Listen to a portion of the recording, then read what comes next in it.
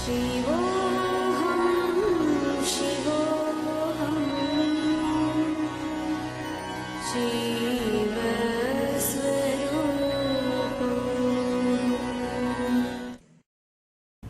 is why the Upanishad says the person who is initiated, the initiated person, for him whole world is heaven.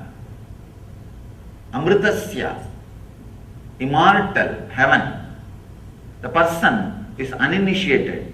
See, understand the word initiation. It means not that doing some ceremony or ritual. Initiation means the click happening in you. When a master expresses the truth, the realization, if the click happens in you, if suddenly you feel, oh God, right, what he says is right. I was always thinking this. He put it in a right way.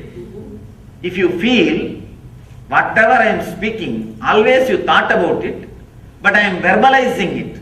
I am properly putting it in word. Initiation has happened. That is the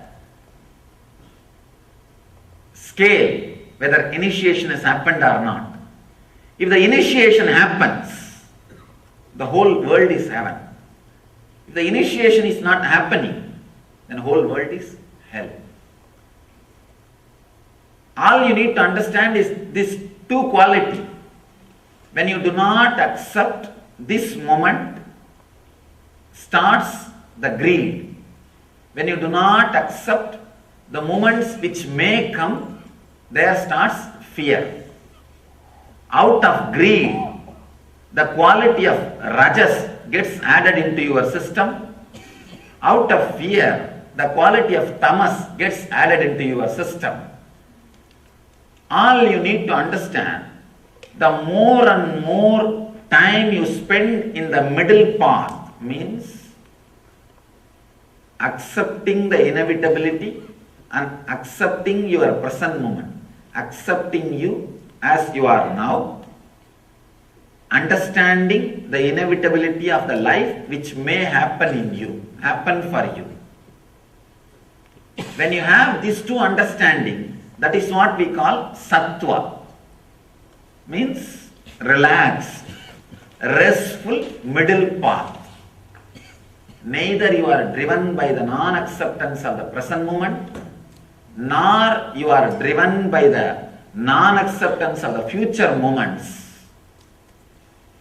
Non-acceptance of the present moment and future moment are the root of rajas and tamas, restlessness and fear, restlessness and inertia.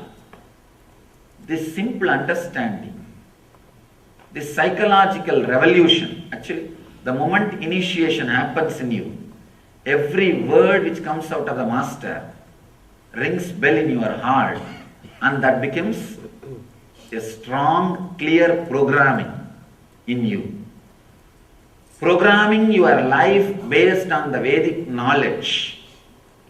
Even the Vedic knowledge seems to be too small word. The right word is the true knowledge. Actually, Vedic knowledge is true knowledge.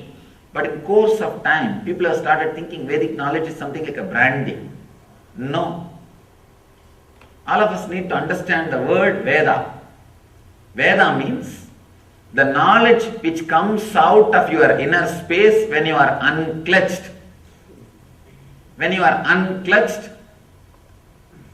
and relaxed, whatever research and development happens automatically inside you without you contributing or you interfering. That is Veda. If you just keep quiet, Veda will happen in you. That's all is the basic truth. When you unclutch and rest in a silence, relax in silence, a strong visualizations without verbalizations will happen in you. Those truths are only called Vedas. There is a beautiful description about who is Rishi in Sanskrit. Mantra drashta is Rishi. Understand?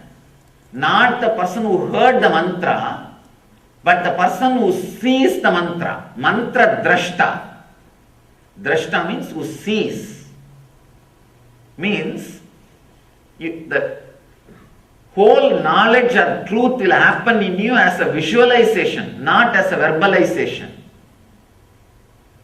When you drop from verbalization, unclutch from verbalization, mantra drashta will happen. Now we are all only listening the mantra. Means like a sound, either from outside or from inside. It comes out only as a verbalization. Then you are not Rishi. Relax. Then it is not Vedas. It is not the true knowledge. It is perverted knowledge. In Sanskrit we use the word, the perverted knowledge. Means half truth or perverted truth. When you unclutch from the verbalization which is constantly happening, your strong visualizations beyond your verbalization will come out. All you need to do is put all your effort and relax from unclutching. Suddenly you will see a very strong visualizations will start happening in you. Those visualizations are only called as visions. Mantra drashta. You will see the mantras. Mantra means knowledge, truth. You will see the mantras. You will see the truth. That is what is called Veda.